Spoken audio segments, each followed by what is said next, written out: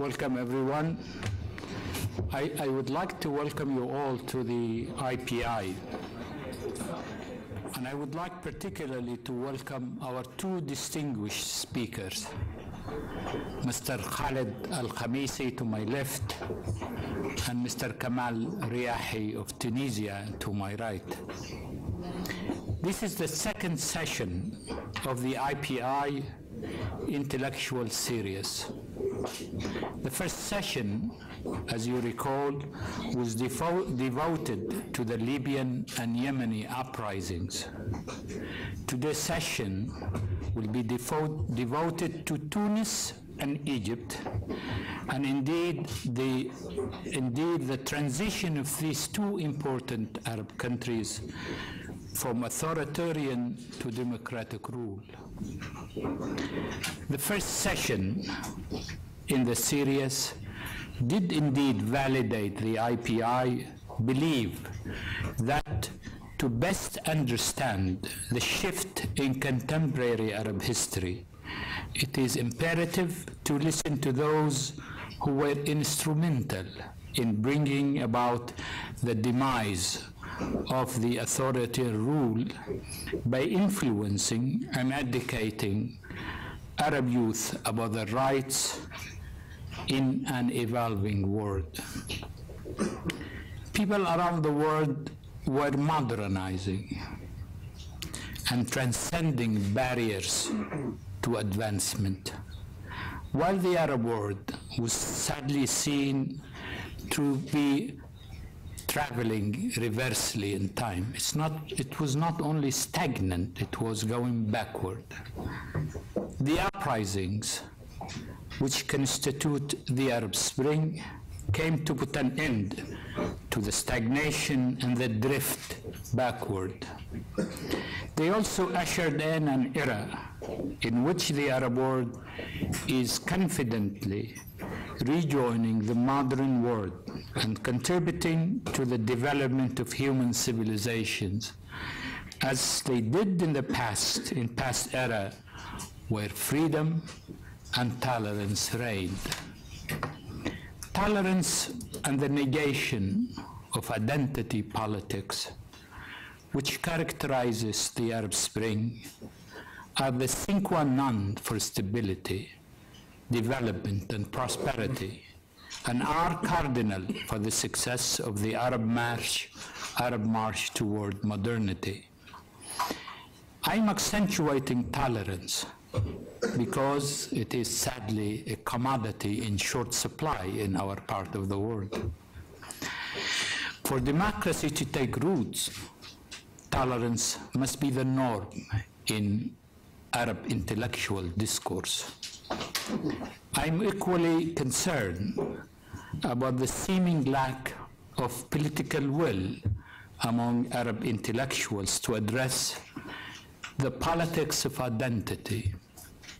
Stability and harmony of societies will not be obtained unless and until we address discrimination on the basis of ethnicity or religious orientation, and unless that discrimination is jettisoned once and forever. Let me stop here and give the floor to our two distinguished panelists. We are indeed very fortunate to have with us today two extraordinary Arab intellectuals.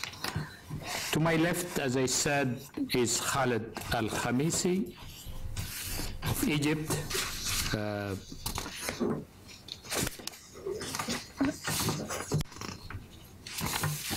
Khaled al-Khamiisi was born in 1962. Is most famous for his bestseller, Taxi, in which he threads together conversations with Cairo taxi drivers, celebrating Egyptian popular culture at the same time as providing a bitterly honest critique of Egyptian society. Taxi is surprisingly relevant today, for it describes the social ills that led to the Egyptian uprising focusing on individuals suffocated by the economy and a repressive state. Taxi was published by the prestigious Dar al-Shuruq in January of 2007 and has been translated into more than 10 languages.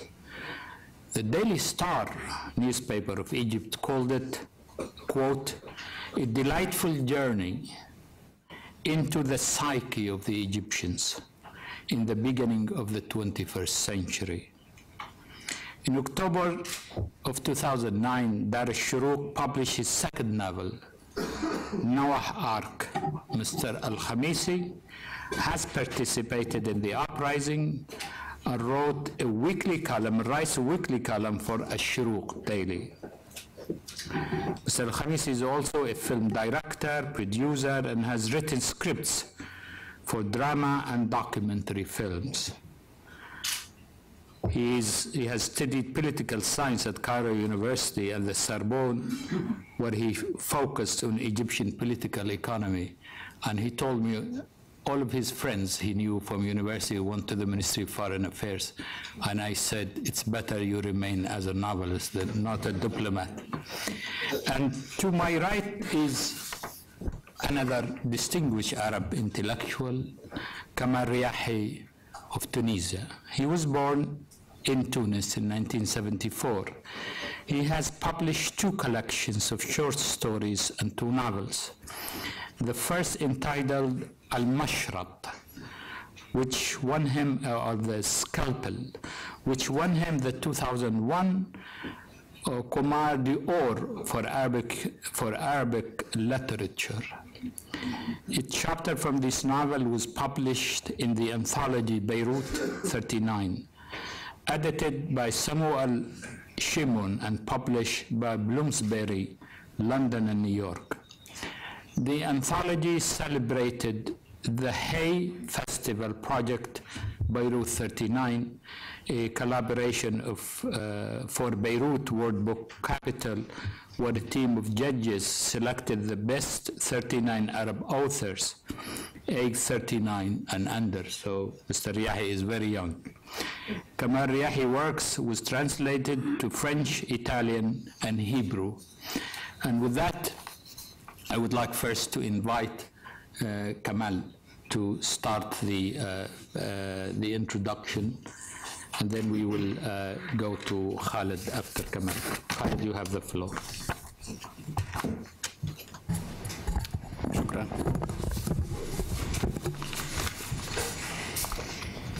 الحقيقة. First of all, welcome. In the first meeting between the late Egyptian thinker Nasser Hamid Abu Zaid with the Dutch audience when he fled Egypt after a fatwa was issued against him to separate him and his wife, and the well-known fatwa of apostasy because he discussed a study on religious thought. That first time, Nasser Hamid Abu Zaid stood before the Dutch audience and he declared the Islamic Shahada, which aimed to draw a line or build a wall in front of anyone who would one day accuse him of being a collaborator and an agent of the West. And today I will do the same thing. I will welcome you, and I declare that there is no God but Allah and that Muhammad is his prophet. However, this is not for the same reasons that Nasser Hamid Abu Zaid had. Rather, I fear that the United States would declare me an apostate and issue a fatwa against me because it is now, for us today, Arabs, it is the official sponsor of religious parties in the revolutionary Arab states. I hope that this would be the first message that I sent from this podium. The second such message, it's also an American one. It's a statement by Henry Miller in which he says, For a revolution to be effective, it must continue mercilessly. And it's not enough to just topple governments and tyrants. Rather, one must also topple the thoughts that he has inherited about wrong and right, about evil and good, and about justice and injustice. We must leave the trenches and breathe the fresh air.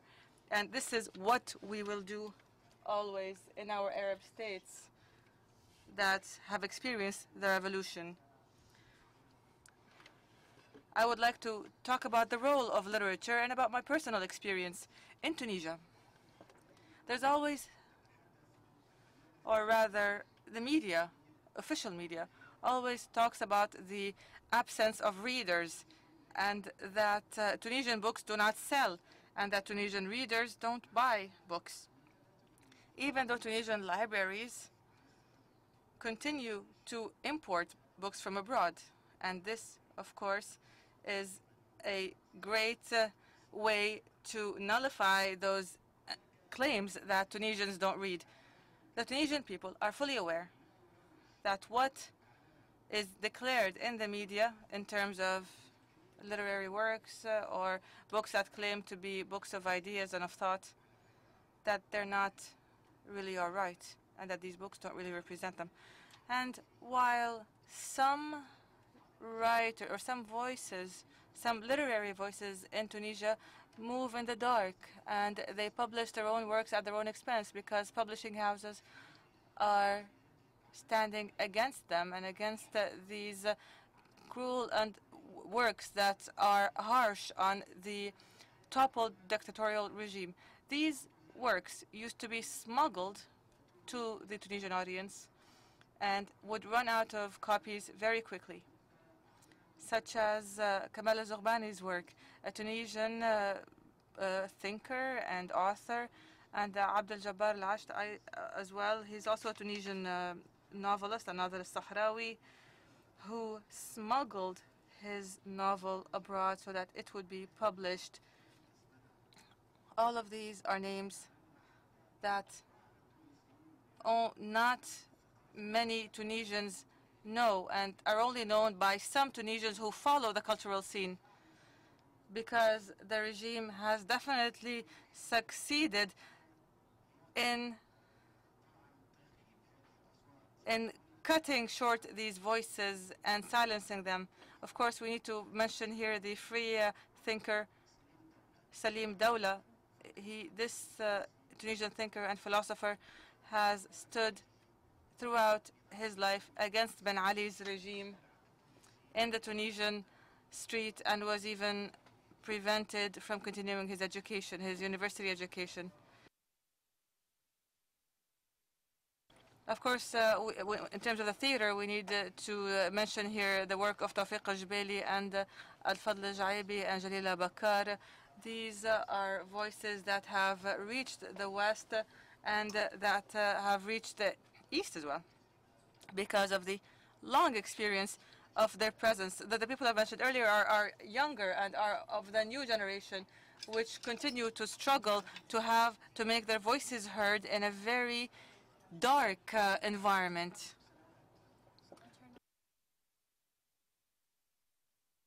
In 2009, I had an experience with Ben Ali's regime. I was put on the list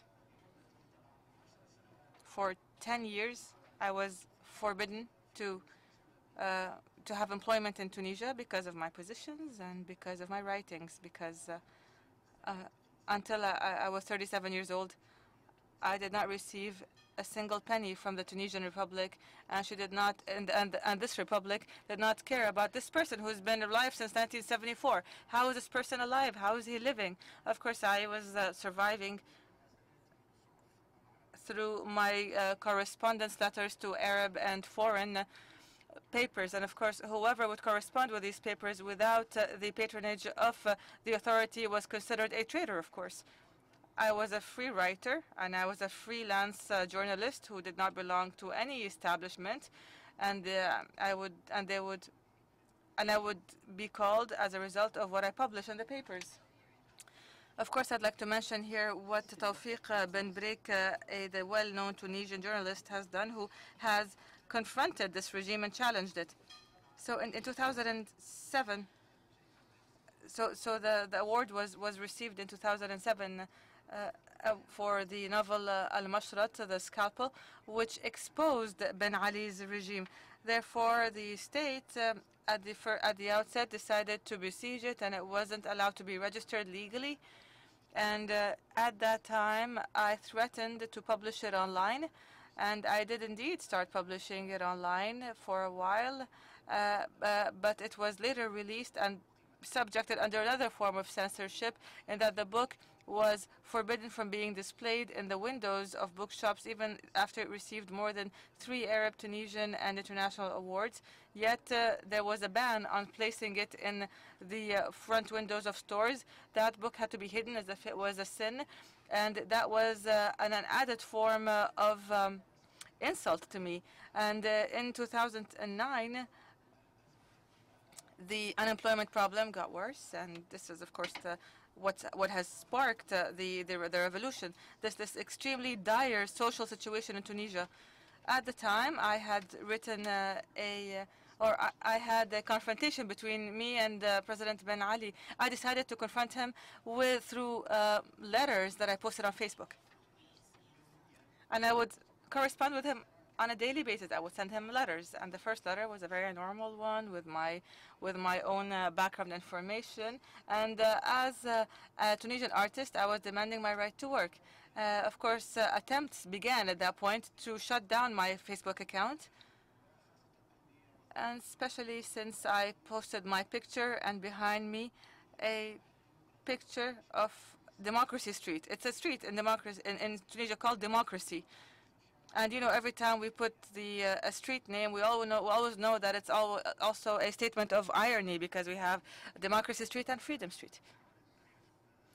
So there were attempts to block my account, and I opened a new account.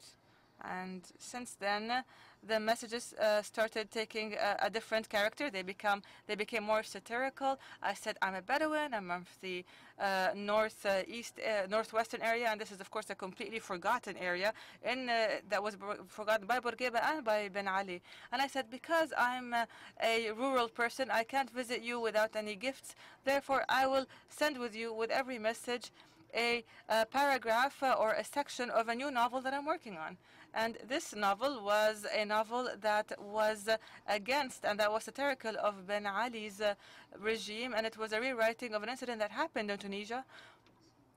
It's a marginal, unknown Tunisian man who climbed the 7 November clock tower. This is the picture of the clock tower. It's called the 7 November Tower, which is a symbol of Ben Ali's regime, which of course toppled the Bourguiba regime before it, and toppled the Bourguiba statue, and in its place built this odd clock tower. This man stayed up for 7 hours, and this is a very important number for Tunisia, because it happened on November 7 in 87 against Habib Bourguiba, and this number has grown negative in Tunisian memory.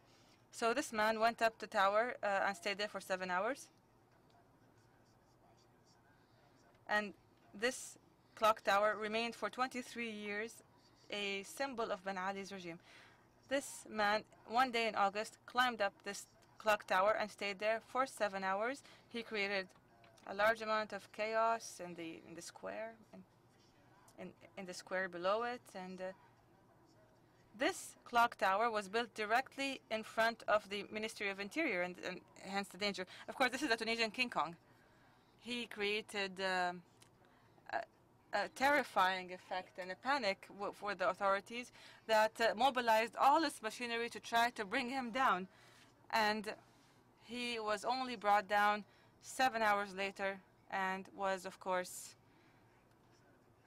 taken to his place of final abode, the Tunisian Ministry of Interior, to its dungeons, where they have a political torture party.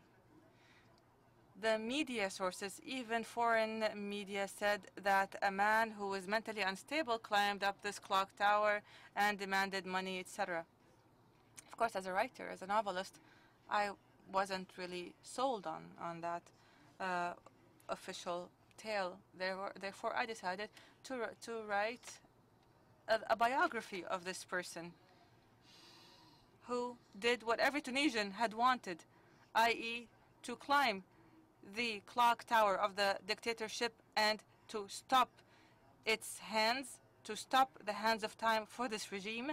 And therefore, I started writing this novel, and I would send every day a letter to the president with part of this novel.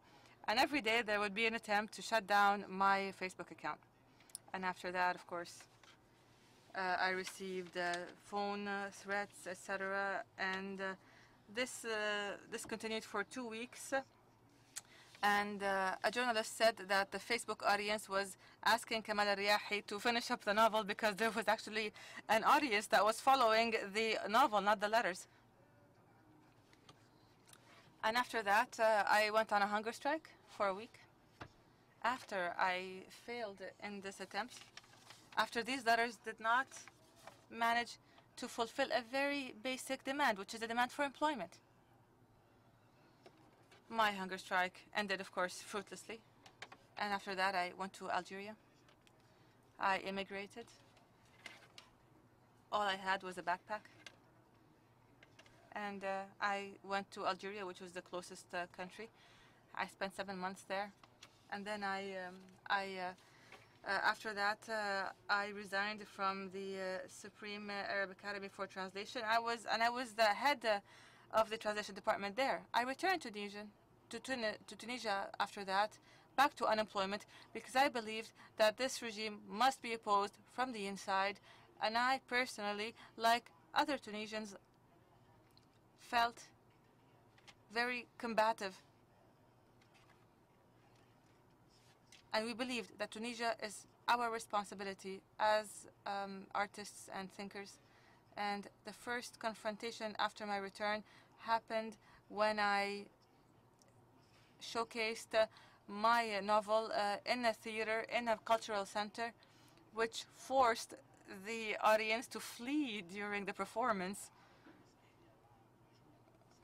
along with other performances. And this, of course, led to me being pursued and investigated by the Ministry of Interior.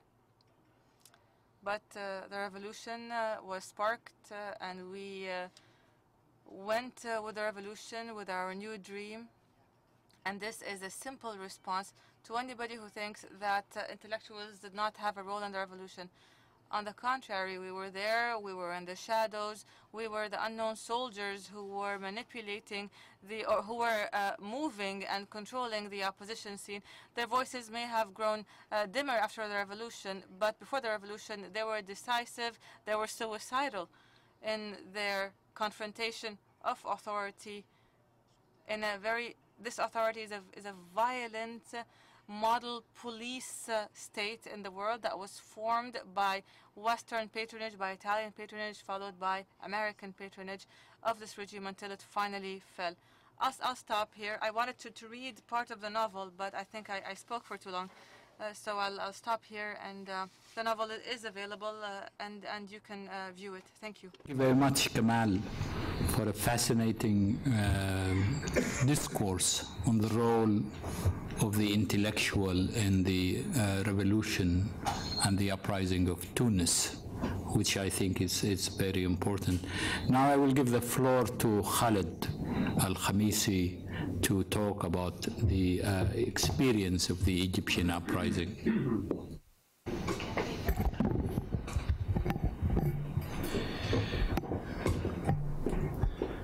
مساء الخير. Good afternoon, everyone. I was asked to speak for a period of 5 to 8 minutes. My friend went over time, and I'm demanding equality because we're in a place with a certain degree of diplomacy, with leaders of diplomacy. I just want to say that today there's a large demonstration in Midtown Cairo, which is the coalition of independent, which was called for by the Coalition of Independent Culture and Thought, and the gathering started as well in Talat Harb Square, is to demand the release of political prisoners. Slogans are being issued demanding the end of military rule, quote unquote. In about an hour, a seminar will be held and will be attended by a large number of Egyptian intellectuals to celebrate the International Day of Tolerance. I am going to use the word tolerance as a speaker in English that His Excellency the Ambassador mentioned today. Today is the International Day of Tolerance, and today there's an important seminar being held in Cairo in an hour's time in Midtown Cairo in Babalou Square that will discuss tolerance and how it can be the nucleus of thought processes in the coming days. Also in Cairo today, the Dr. Layla Swaif's hunger strike continues along with others. They have gone on a hunger strike demanding the release of political prisoners in Egyptian prisons. This is just to draw a quick picture about what's happening in Cairo today or within the next 2 hours.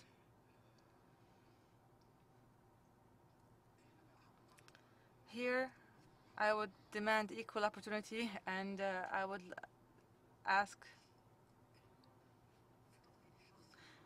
I personally think that we can't interpret what happened in the Arab world in 2011 without looking back a bit, without rereading the steps that were taken over the past decades and years, which have led to today's Arab revolutions, because without them we will be perpetual prisoners of the now, of current events, and prisoners of what's going to happen in the next elections, what happened in the Tunisian legislative elections. We will continue to be prisoners of instant details that we must step away from so that we could take a broader look at things, and this can only happen by attempting to reread modern and contemporary history. Since I'm giving introductory remarks here, I'm going to give you a very brief introduction to what happened in Egypt, in my opinion, and in the Arab world in the 20th century. And it's basically in 2 points, the first of which, 1881 until this very day, very quickly, this is what has happened. And the second part of the introduction will be what happened in the past 6-7 years, and which led us to 2011. So if I were to draw a historical picture of the last 120 years, we will see that the Arab world went through 3 main stages. In my opinion, these stages began in 1881 with Ahmed Urabi standing in Abedin Palace before Khedive Tawfiq, asking him for the first time and very clearly demanding political freedom. Demanding political freedom for the citizen, and that citizens have political rights and must have an opinion in what happens in the political arena. This happened at the same time the Egyptian parliament was formed and led by Sharif Pasha. After that, we started an important phase in Egypt's history and in Arab history. This was a progressive and Renaissance project, which was cultural in its foundation, as usual, and it was ideological. And I can even say that Imam Muhammad Abdo was the movement's cultural foundation. Saad Zaghloul was its political foundation. Sayyid Darwish was its musical foundation. Mukhtar was its artistic foundation. Qasim Amin was its social foundation in his demands for the liberation of women and his two famous books on women and the liberation of women. Taha Hussein, of course, was one of the main foundations of this era. This was an era of a secular project which continued to support an important economic development whose foundation in Egypt was Talat Harb, who established the Bank of Egypt in 1920, and during that period, from 1881 to 1952, which up until Jamal Abdel Nasser's revolution, that was an era of economic and cultural ascent. This was an era of an important cultural and ideological renaissance, but then it ended because this project, after World War II ended, did not realize that the fruit has matured and that the time for picking it has come, and that we must grab independence immediately and end things with the British Empire forever.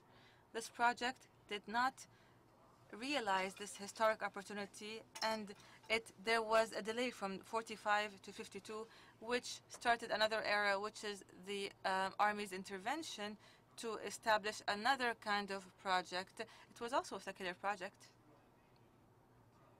based on the armed forces. It was also a pan-Arab project, but it was not democratic. It did not understand freedoms, really. And this ended in 1967, which was another important phase here.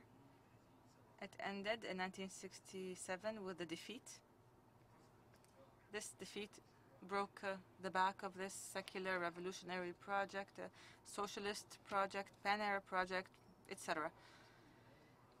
And starting in 1967 until now, we have lived an era, what we can call the Saudi era. And it's a depressing era.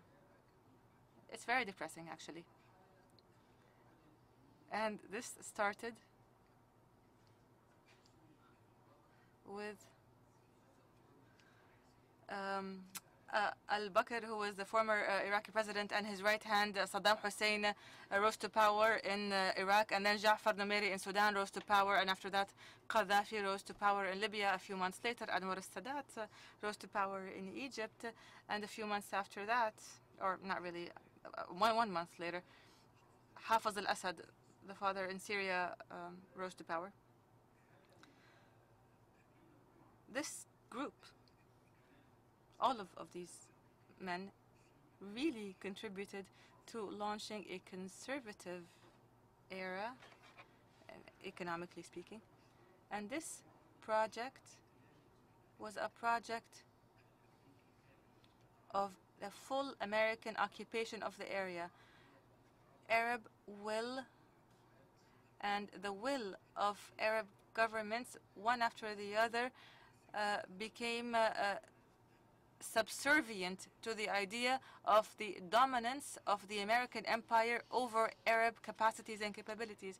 And this also witnessed the rise to power of the Saudi Wahhabi thought, with its funding and with its petrodollars that dominated the culture and the media. Today, we are in a new stage, and that other stage ended because it did not understand, because we need to harvest and reap the fruits of independence, and the one after that ended because it did not understand the value of freedom. And the third phase is ending these days because there is an international and global crisis, be it economic or It's a capitalist economic as well as a capital economic crisis and an environmental crisis. And there are a lot of global crises that are jeopardizing this current era and will take it to an inevitable end. And we're at the doorsteps of a new era. This was point one. The second point I wanted to discuss was what happened in the past 5-6 years in Egypt. We cannot understand what happened in 2011 without taking a look at what happened in the past 5 or 6 years, without examining it seriously. Starting in 2004, real labor, student, cultural protest movements began, and a large number of independent unions and coalitions were formed, such as the Coalition of Independent Universities, the Independent Coalition of Culture, as well as Kifaya movement, or Enough movement, and other opposition movements. And 2005 was a pivotal year with the legislative elections and the huge amount of fraud that happened there, not to mention the presidential elections. And several elements of the constitution were amended in order for Mubarak to allow his son to inherit the presidency. And then there was a pivotal turning point in Egypt's modern history. And with 2005, a group of social protest movements began to grow gradually and to develop gradually. And at this time, what I can call a complete cultural revolution began. This cultural revolution was embodied in the emergence of many independent theatrical troupes, many independent musical groups and bands, as well as poetry gatherings, for example. A large number of bookshops mushroomed. I am of a generation that witnessed the closing down of bookshops in Egypt in the 70s. I never imagined that I would live to see new bookshops emerging, and this is what has happened in the past few years. More than 60 or 70 bookshops have been established in Cairo only, in Midtown Cairo, which is where I'm from. I can say that there are at least 20 new bookshops that have opened their doors in the past few years.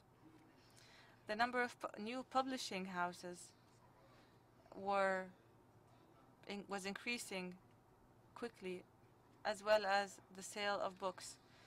Books used to be sold, at 500 copy editions and 2,000 max.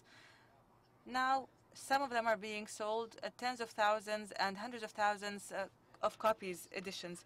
And at the same time, we also witnessed new generations of intellectuals whose performance was completely different from the performance of Egyptian intellectuals of the era of the 80s and the 90s and the early 2000s. Several intellectuals have appeared who were working completely outside the box of the political regime.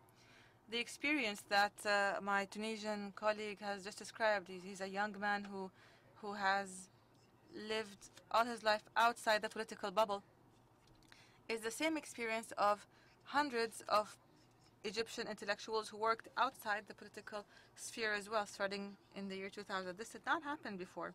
A large number of Egyptian intellectuals were tamed, and this word tamed was something that in the past 20 years have acquired the meaning that these intellectuals are basically a bunch of chickens who were put in a chicken pen,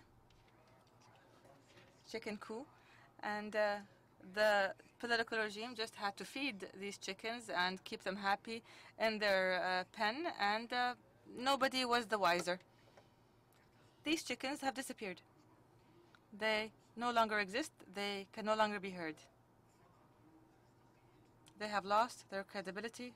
They have lost their true connection with the audience, with the people, and now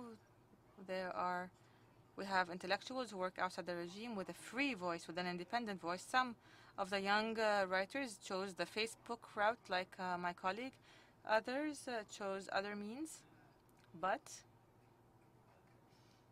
what is definite is that we have experienced a complete cultural revolution that came in tandem with a revolution, or what we would qualify as a revolution, i.e. protest movements inside specific social circles, and this slowly and gradually culminated and is still continuing. And today the Egyptian army and the Egyptian media are now calling these groups as factional groups, using the word factional, i.e. they only belong to a certain faction and not to others. This aims to create the impression that these movements are not social and don't represent society as a whole. But these protest movements are not factional at all. Rather, they are social movements calling for change, and each one has its own specialization. And this is happening calmly and confidently and with sustainability. It started in 2004 and continues to this very day. Without forming an accurate understanding of how this has happened in the past 5 years, and also without understanding the development of political awareness among Egyptian and Arab citizens starting 1881 until this very day, and without following the protest movements throughout this era of history starting in 1881, we won't be able to understand what has happened in 2011. I will conclude with the following. It is extremely dangerous to imagine that what is happening today in Egypt or in Tunisia or in other states in the Arab world is the final chapter. Rather, we are writing the first letters of the first words of the introduction. We haven't even started with the first chapter.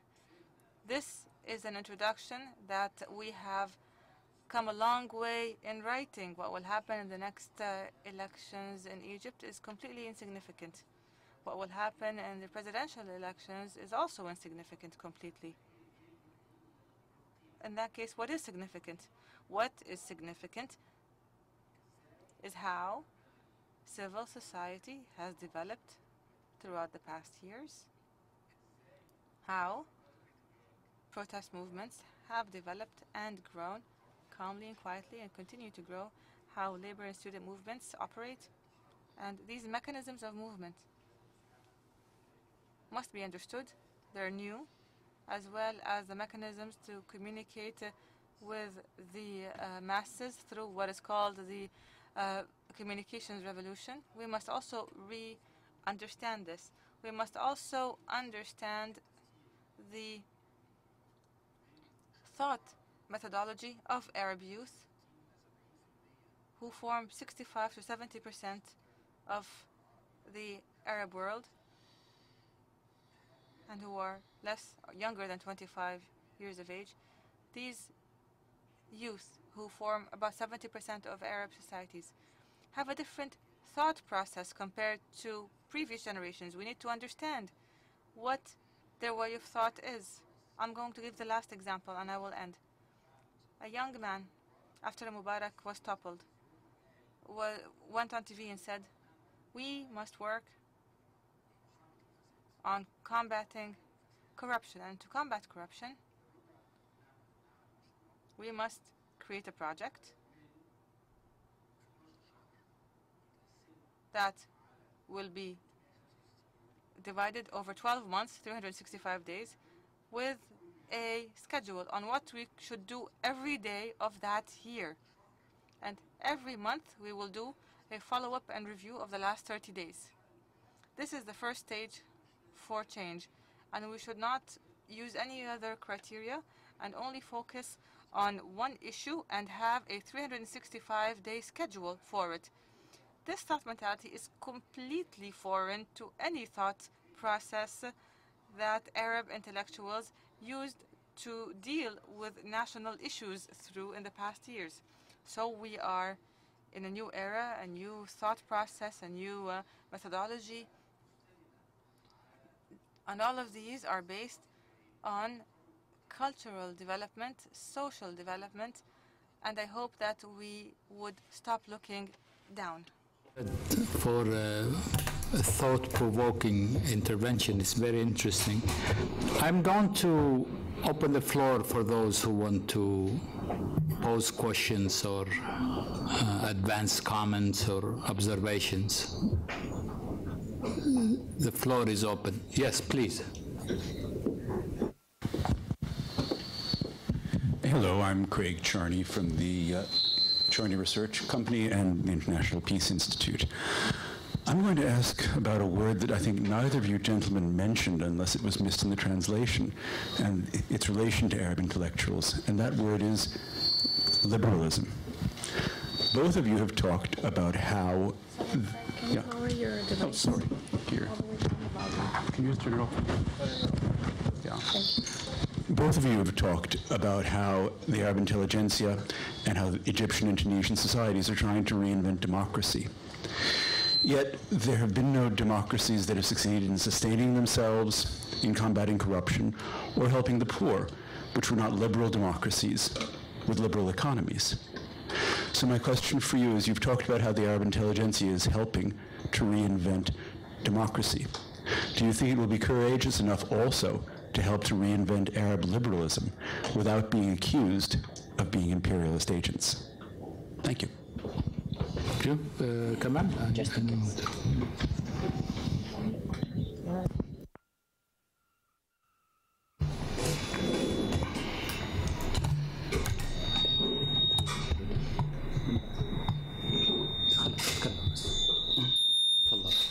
طيب بالنسبة As for Tunisia, of course, I discussed the artists and the creative persons who have confronted the authoritarian regime at a certain stage. Of course, talking about the problem of the failures of the intelligentsia is also important, and this was exposed and this was unveiled by the Tunisian elections, which were concluded a few days ago. And today we, the first Tunisian head of state, post-revolutionary head of state, will be anointed, and he is a doctor and a singer, Dr. Al-Marzougi, who enjoys an international, a national consensus that he is the leader of the agreed upon party in Tunisia, even though he did not win the elections, or he did not win first place in the elections, which Al-Nahda won the first place of the elections. But Monsef Al-Marzougi, his party received second place in the elections, and he was appointed the president of the state. Yes, there are shortcomings, which became apparent after the revolution, because they could not reach the masses. And the progressive parties, or the parties that claim to be progressive and liberal and leftist parties, showed great weakness and great shortcomings in the during the elections period. And the left wing in Tunisia, unfortunately, is a very bourgeois left wing, and this is extremely ironic. And I think in Egypt as well, most of the left wing is of the bourgeois class.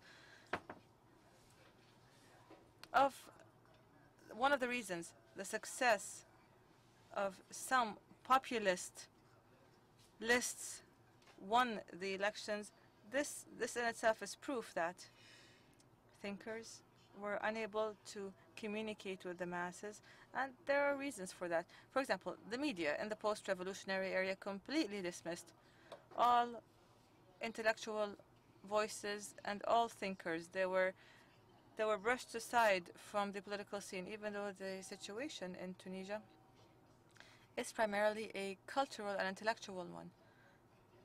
And this this very weak political performance is a result of the absence of this cultural aspect. We did not see a single Tunisian artist or creative person since the revolution being interviewed on official television stations or even in private stations in order to express a view. We did not see a single Tunisian political party after the revolution launched a cultural program. This, of course, had its impact.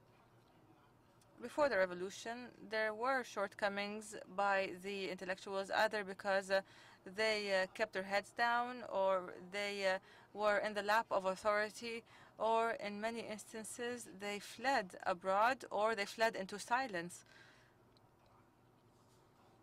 which is something that exists.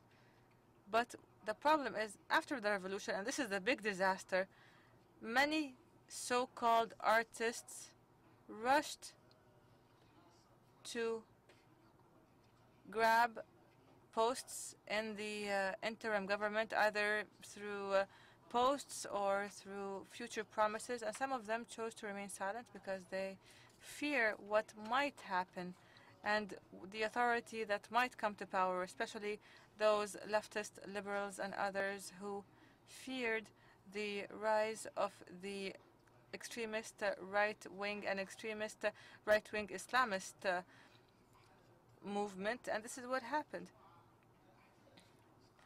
A series of events happened in Tunisia after the revolution, and they were very dangerous and are a grave threat to the intellectual scene. And I will mention three incidents very quickly. The first one is the prohibition of the showing of a movie at the Africa Hall, and the cinema was actually destroyed. And it is well known for showing cultural movies because the film was described as being blasphemous, because the title was La Allah La Sidi, which is no God, no master, and they basically just judged the film by its title. And of course the attack was carried by Salafi Muslims, and this was followed by another incident, also a dangerous one, in what is known as the Nisma satellite channel. This channel showed a movie, a film on the Iranian movie Persepolis, which is an animated movie, and it was and this movie was dubbed in the local Tunisian dialect, and this created chaos in the street, and the owner of the channel and those who work with it were declared targets for to have their blood spilled, and there were attacks against the satellite channel, and the home of the owner of the satellite channel was attacked.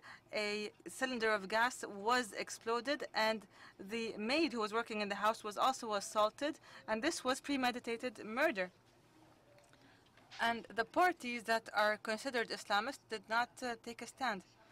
Rather, it is as if that by their silence they were allowing this movement and considering it some sort of blasphemy. Rather, even though this movie was actually a testimony to the deviation that has taken place in the Iranian Revolution and its repercussions on Iranian society during the Khomeini period. And this leads us to the third incident, which is the prohibition or the banning of a piece of abstract art, a sculpture, an abstract sculpture, and it was a sculpture of a woman. It was banned from a public street because it was considered indecent. This abstract sculpture was banned, even though it's the artist, who was a woman, wanted to use this as an expression of the Tunisian revolution, but the Muslim extremists objected to this. So we see that cinema, that art was attacked in the cinema, media was attacked, and that it prompted the owner of the satellite channel had to apologize publicly, and this is frightening that somebody had to change the channel's input and because of public pressure. Also, we see the sculpture, what happened to the sculpture, and this is the start of a true battle, and I'm very optimistic that we will have a confrontation, and I think this is a good opportunity to create cultural warriors in the Tunisian scene so that we will continue to have this scene, because you need to put your life in danger so that you can realize the true value of your life. And this is a chance for everyone, either to be creative or something else. Thank you. خالد. أيضا للإجابة. To respond to the question, I will also look back. In Egypt, on May 15, 1971, Anwar al-Sadat started what he named the corrective revolution. And this revolution, in its activities, included combating Egyptian culture with everything that al-Sadat had at the time. I'm from a family with the cultural history. My father is a poet and writer. So was my grandfather. I am from a family of writers. Therefore, our family friends are also Egyptian writers who are well known. My father received a phone call from Anwar al-Sadat right before the May 1971. It was a very nice conversation. Anwar al-Sadat said to him, "I like you, I admire you, you're a great poet, you're a great writer, and I am so enthralled by you, and I'm so in love with you, so I will give you 5 days to leave the country. And if you were to wait any longer than 5 days, I'm going to arrest you." My father left in 1971 and died abroad, never again to return to Egypt since 1971 until he died in 87. My first maternal uncle and my second maternal uncle then fled, as well as more family friends. All of them left the country one after the other. This reached a point where a very well-known writer and journalist, considered and is indeed one of the most important and famous journalists in the Arab world, Muhammad Hassanain Hakel, wrote in 1975 an article saying that all Egyptian intellectuals are living outside of Egypt except for me. Of course, this is a great hyperbole on his part, but he just wanted to draw the impression that there is a war, a vicious war being waged against Egyptian intellectuals. And I don't want to name any names here because you may not know them, but Egyptian intellectuals, we can actually write a list of 200 Egyptian intellectuals who fled to Egypt, to Beirut or Iraq or Kuwait or London or Paris. Approximately 90% of Egyptian intellectuals were concentrated in these 5 places. And in the same period, large numbers of persons who were affiliated with Islamic trends returned. after they had fled in the 60s, they had fled Abdel Nasser in the 60s to Saudi Arabia, Kuwait, and the countries of the Arabian Gulf. They returned to Egypt in the mid-70s, and at that point we saw the beginning of a large campaign in Egypt to publicize Islamic thought through proselytizers, and a large public campaign was held to go to Afghanistan to fight the Red Enemy in Afghanistan. And after Sadat's death, of course, the Islamic trends in Egyptian universities were also funded, and there's an important incident done by Nabawi Ismail, who was the Egyptian Minister of Interior in the late 70s. Before that, he was the governor of Asyut. He armed some religious student groups at the University of Asyut in 1975 and in 1976 in order to confront the liberals and leftists at university campuses in Egypt at the time. Hosni Mubarak came along and he continued on the same path. He continued to fight intellectual trends and to belittle every intellectual and to support Islamic trends, while arresting some elements of the Islamic trend in a double game to entrench their strength by recognizing them as an eventual threat in the future, but in the meantime supporting them. And after Mubarak was toppled, the Supreme Council of the Armed Forces, CAF, continued with the same policy, which is fund the Islamic trend and directly make bargains with the Muslim Brotherhood. And at the same time, the Council continued on the path of sectarian strife that Anwar al-Sadat used very wisely. Of course, between quotes, this is really diabolical. Starting with the Red Corner or Zawiya al-Hamra events in June 1981, which is a few months before he died, and he continued this project of sectarian strife until the disastrous event that happened in January 2011 with the attack on the Church of All Saints in Alexandria, which is now being referred to as an incident that was perpetrated by the Ministry of Interior and then Minister of Interior Habib al-Adli. And the Islamic trend is receiving continuous support, and this idea of sectarian strife is receiving more support as well. And if we were to look at this atmosphere, we must realize and we must think that those who own the media are governments and businessmen. And both these parties, governments and businessmen, have financial interests that are completely connected to the interests of major financial institutions in the world.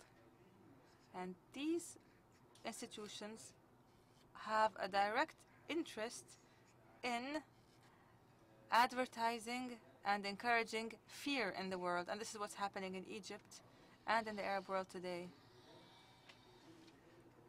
And I would like to reiterate an idea that I wrote a lot about, which is the use of the Islamic trend and the popular or the populist discourse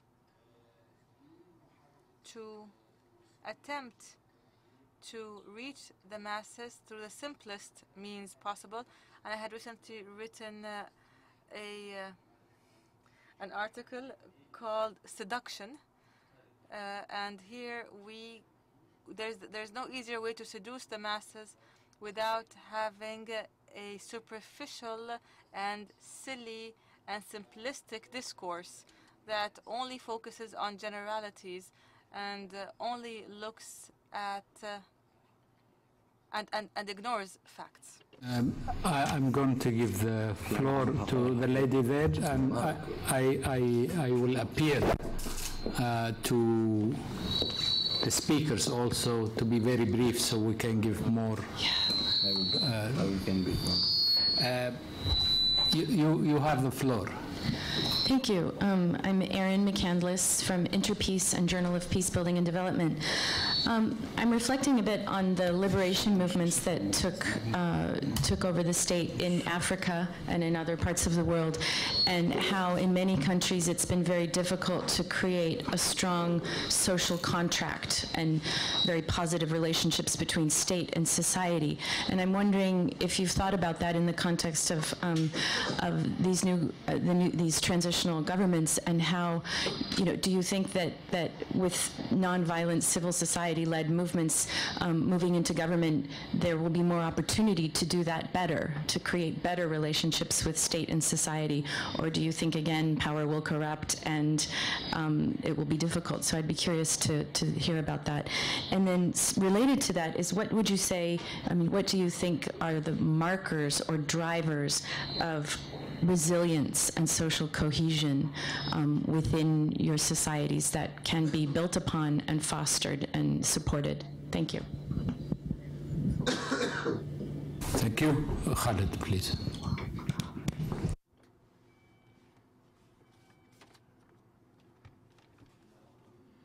This relationship between the government and the society must be built upon the independence of intellectual, independence in the capability of acting and capability of thinking. In reality, the situation, the actual situation in Egypt is far from this. We still the Supreme Council, Military Council, still works with the mechanisms that do not have the independence in thinking. And there was a chance, a big chance, through the civil society in Egypt and through the institution, the intellectual and political institutions in the 20th century, to create this social contract, this new social contract, and it was very easy. Maybe I say it's easily, but that was evident for all the intellectuals and political thinkers in Egypt, and all who are specialized in law and constitutional law in Egypt, on the easiest way to reach this contract, social contract. But we are in front of a political situation which is not independent, in a situation where there was a foreign occupation, and that prevented this contract. Kamal? In reality, there is a common element between the people in Tunis, in Tunisia, which makes him strong and make him capable of facing any way of going around the revolution, especially coming from the outside. There is a movement, a political movement in Tunisia, and there is a movement coming from Qatar, which is the Gulf branch of the intervention from the outside. And the Tunisian people today, you may recall that there is a protest movement against the presence of the Emir of Qatar during the first meeting of the Constitutional Council in Tunisia. There was a movement, a protest in the streets against this presence in our council, in the first meeting of the council, although many other personalities were going to be present, Sarkozy and other personalities, but this is a complete rejection of this kind of intervention. And what Qatar did in Libya, for example, this was one of the causes of the protest from the Tunisian people. And they were with one of the movements in Tunisia, the Nahda Islamiyya, the Islamic Renaissance, that is supported by the Gulf people and the petrodollar, with their petrodollars, and the Western governments. I have to recall what Chomsky said, that the West will never allow the democracies to be built in the Arab world because the West wants to have his hegemony over this region. And we can talk about the West as institutions, not as civil society or peoples. And the Tunisian society also has something also other in common, that they are always against this presence, omnipresence of some elements of the new culture that they want to impose on the people, like whatever is left from the Bourguibian culture. And this was the cause of the revolution, and one day this revolution will be studied, and it will reflect the superiority of these people that wanted to have education and superiority as the face of the revolution. Also the thinkers and the free intellectuals, and the role of the women in Tunisia and the emancipation of women in Tunisia, all that was made the woman presence very evident in the revolution. You can see all the pictures of the Habib Bourguiba street, and that was the street where I say that the clock tower was built in front of the Ministry of Interior. The women in Tunisia were participating, be it with the headscarf but without the headscarf. The women with her culture and her freedom, she confronted the police and the bullets. This woman will never be shut down because she constitutes half of the people and the society in Tunisia.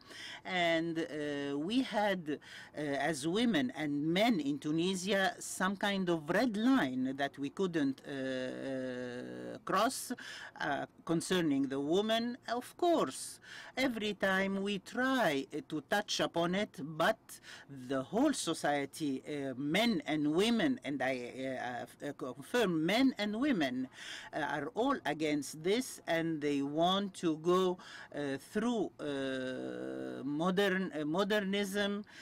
We don't want only to speak about history, but what happens today and what many intellectuals were talking about. There is no way we can go back. Even in the revolution, these people who went to the streets to say to Ben Ali, dégage, leave us, they said it in French. And this is also a symbol.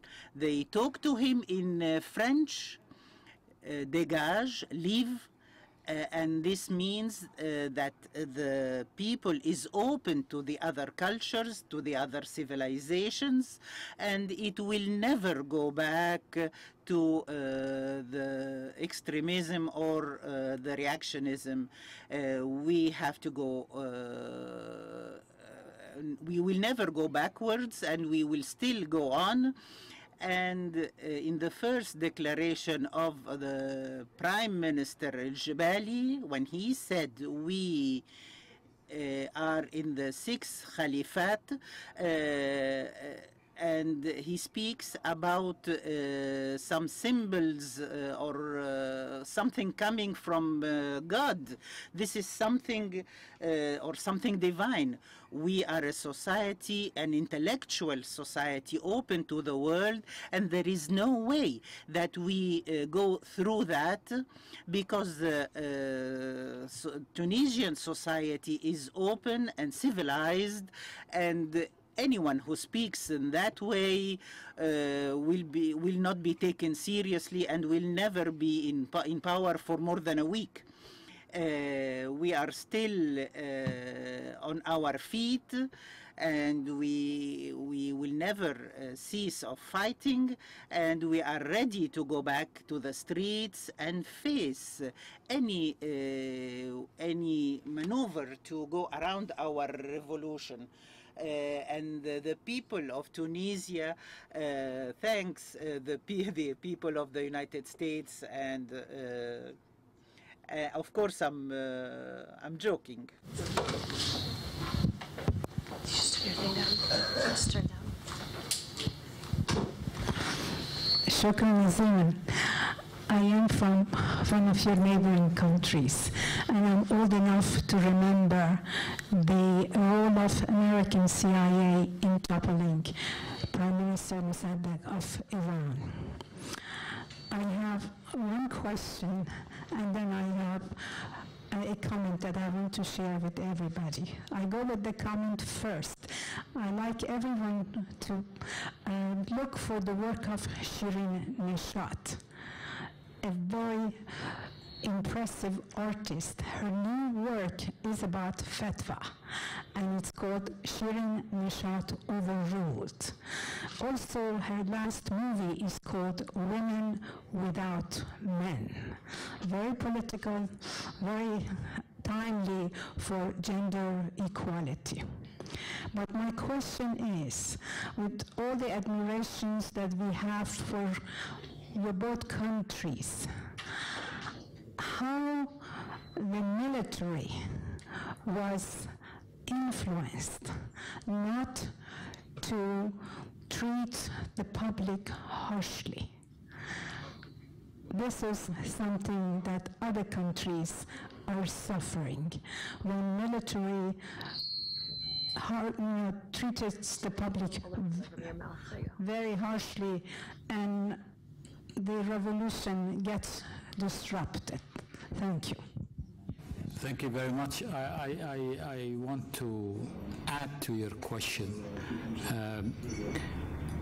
The military, both in Tunis and Morocco, was relatively civilized if you compare them to what's going on in Syria, in Yemen, and what went on in Libya. And I want to ask to add the future role of the military in Egypt. I don't think this is the case of Tunis, but I want to ask Kamal about the penetrations of the Salafis in Tunis, which is a new phenomenon.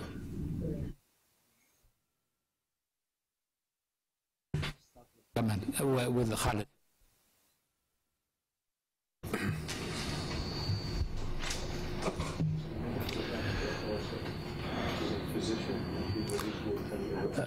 English. English? Yeah. حاضر.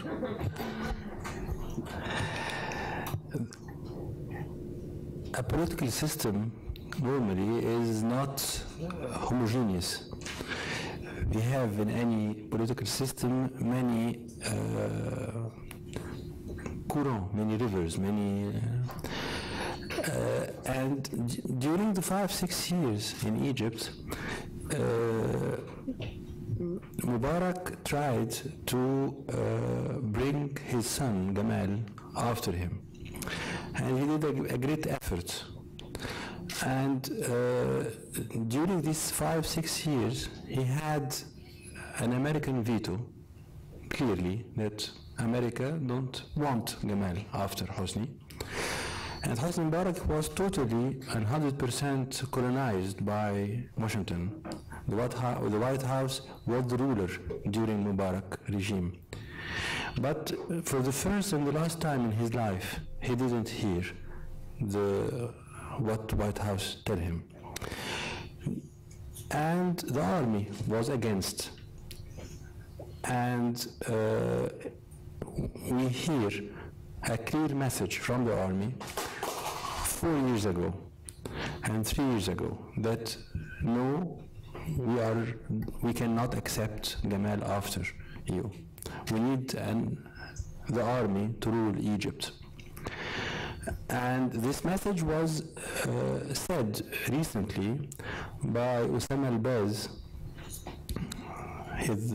the second in the foreign ministry in Egypt. He came with Gamal Mubarak in Washington, and Hillary Clinton said to Osama al-Baz, we need the army to rule, not a civilian one in Egypt. And Osama al-Baz said this to Hassanin Haikal, and Hassanin Haikal published this 1 month ago. Then this is one. The army was against, and the Egyptian intelligence was against. When the Egyptian revolution began in 25th of January, Egypt is a very important country in the area, in the Arab world. It's a country with 19 million people. It's a huge weight politically and culturally. And the world cannot accept really huge surprises in Egypt. This, for what it was very logic that the army and the Egyptian intelligence make the step, clear step, that Mubarak is a paper who we have to turn it out, and he is finished, literally, and we only need to make such a small breath to throw it out. Then the army was not at all civilized. In politics, we cannot understand politics by word as civilized or gentle or kind. No, have interests and relations. And in Egypt, the situation was very clear that we refuse Gamal, we refuse the Mubarak, the people refuse it. We cannot accept, we, army, the West, etc., the Arabic thrones, etc., cannot accept a revolutionary government in Egypt. It is really dangerous to Israel, to Europe, to everyone. It's really dangerous. 18 days, it's enough. More than 18 days, what happens after that, who knows? What happens? Maybe political leaders will come on. Maybe a developed parties during the revolution. 6 months in Egypt is really dangerous for the area. The army did the work they have to do, and they did it good for them. And they totally mislead the transition period from February till now, totally mislead. And I can say with a clear mind that 80% of Egyptians now find these periods as a very bad period, transition period leading by the army, then it was not at all related to any kindness or civilization. It was interests, finance, money, financial relation, etc., etc., etc. Thank you. Thank you, Khalid. كمال. الشأن التونسي. The Tunisian situation is completely different from the other revolutionary Arab states because the Tunisian army is almost a civilian army. It's a completely neutral institution, and in the revolution it was no longer neutral, rather it took the side of the people, and the Tunisian army was defending the revolutionary Tunisian people from the gunfire of the police forces, and at one point it actually fired back at the police forces who were firing at the Tunisian masses. And this is a testimony that must be recorded for the military institution that defended the revolution in Tunisia from the very first days to the last. I add to that and say that the military establishment in Tunisia refused to take over power when the Tunisian people asked it to take power during the revolution because of the sniper actions in Tunisia and the assassinations that used to take place in Tunisia. The New York Times editorial on the 18th of January, or on the night of the 14th January, I talked about this in the editorial I wrote, and I said that we don't feel safe that night until we hear the military helicopters flying overhead. So the military establishment in Tunisia is completely different from the other military establishments that we see on TV. And the Tunisian army, when the sanitary workers were on strike, were collecting trash from the streets. It used to deliver milk to homes with infants. It used to protect the institutions, including the security institution. And to this very day, the army still protects the Ministry of Interior. This Tunisian army, as you see, is completely different, and it actually is historically has historic animosity against the police department, because Zainuddin Ben Ali tried to weaken the military establishment while bolstering the police establishment, because this is a police state, and he knew that the Tunisian army has allegiance only to the country. A quick comment, so I won't forget. When I talked about Al-Nahda, this movement, this Islamist movement, actually has internal opposition. It has in it excellent elements that want to be open-minded and are somewhat close to the Turkish party. And the question is, will these open-minded elements be given the opportunity to work and to shine in this movement, which has now reached power, or will the extremist Salafi elements will continue to lead the party politically? We hope that these open-minded elements will be given a chance. As for the influx of and the penetration of extremist Islamists into the military establishment, this is something we dismiss completely because of the nature of the military establishment and its immunity to such leaks. It has always been neutral, and it was never penetrated by the followers of the former regime, so it will not be weak and will not be susceptible to any such penetration. We think the elections were held in almost democratic conditions. The Tunisian people went out and voted for who they want. It doesn't matter. Yes, there's another rights-based issues, and there was talk of votes being bought, and there's always these loopholes everywhere in the world. But the Tunisian people, for the first time in their life, have voted for who they want, and we hope that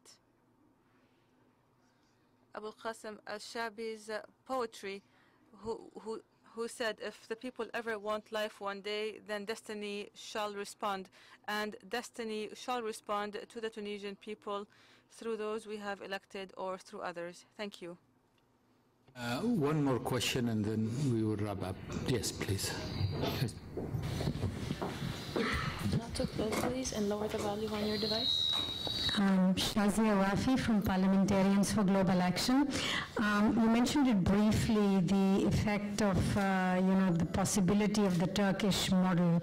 I know in the media here there is quite a lot of discussion about Turkey and the fact that you've got a religious party, but it is still center-right, it is moderate, it has democratic elections, the role of the military is getting less.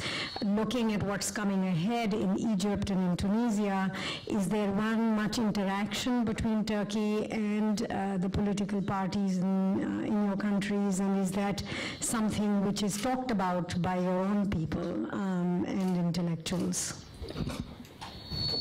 Khalid? أنا لدي حساسية خاصة. I am especially averse to the idea of exporting models through states and through time. I think many American journalists are extremely infatuated and adore the idea of political models and transposing them from one area to the other and one era to the other. How can the Iranian model of 1979 be applied today, for example, in some kind of fictional state? This is a complete nonsense, and I don't know why there is this American infatuation with models and exporting them. I think there are always exceptional circumstances and exceptional historical phases, and time changes.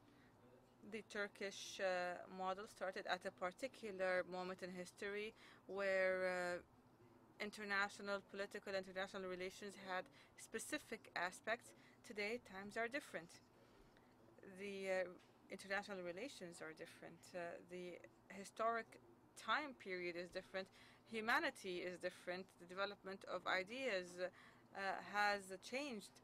So I don't think that we can transpose one era onto another, and we cannot transpose one model onto another, except in the dreams of American think tanks.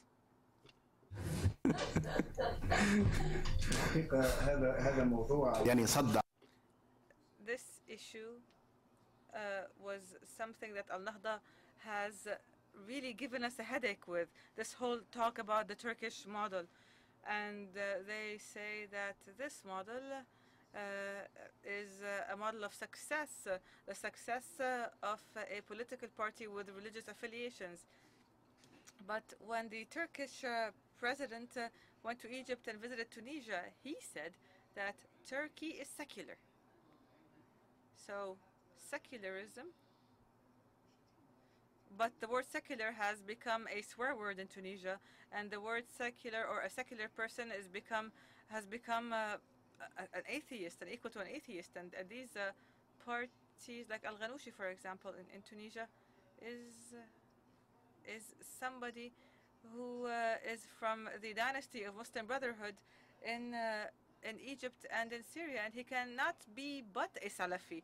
That's what he was born as, and he can't change who he is. And of course, he has a glorious history on the matter, and there's no need to go into details. He is a Salafi, and every time he opens his mouth, a new disaster happens. And every time he talks, he, of course, exposes more of his Salafi nature. And in Tunisia, there is a saying, or it is understanding that the Tunisian people have actually colluded against Al-Nahda and that they let them win, so that this party will expose itself to the Tunisian people during the elections, and all of its big leaders are Salafis, and the more they talk, the more exposed they are, and the more they show that they are on the outskirts of history. Therefore, if this political party were to have a role in the future, then it must have faith in its open-minded cadres and its open-minded and young elements, because what is being claimed by its elders, this in Tunisia we don't use the Sidi Sheikh title, because this means my master, the Sheikh. This is something that we read in stories of the Muslim caliphs past, and this is not something we use in our modern world. And this is why Mustafa al-Marzuqi was voted president, because he is a well-known and respected doctor and professor and storyteller and intellectual, and he was well known as a storyteller before he became a politician and a scholar.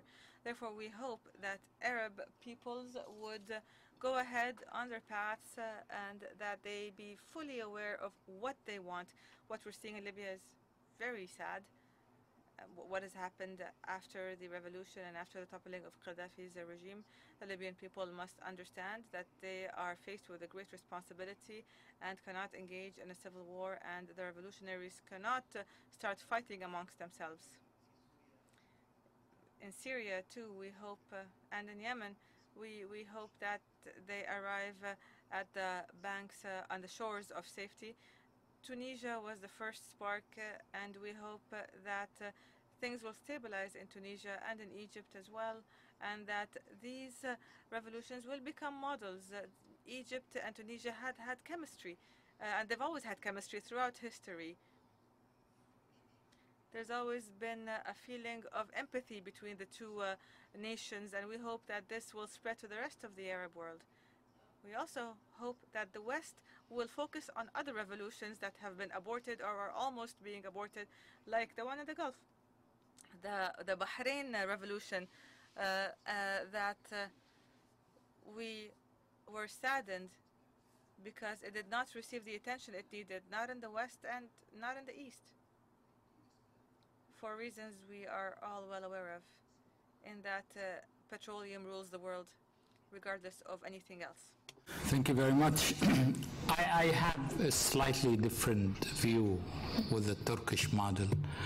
I don't think, like Khalid said, we can copy the steps they took to reach where they reach. But in the final analysis, I think it will be ideal for the Arab world to have a similar type of governance. I think that's the idea.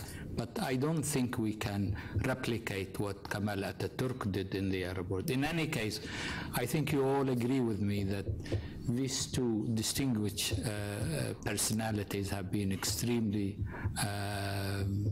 eloquent, lucid in their thinking, and we appreciate what they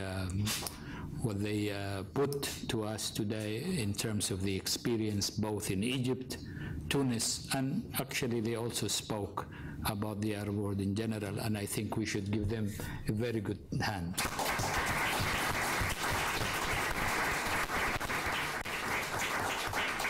شكرا.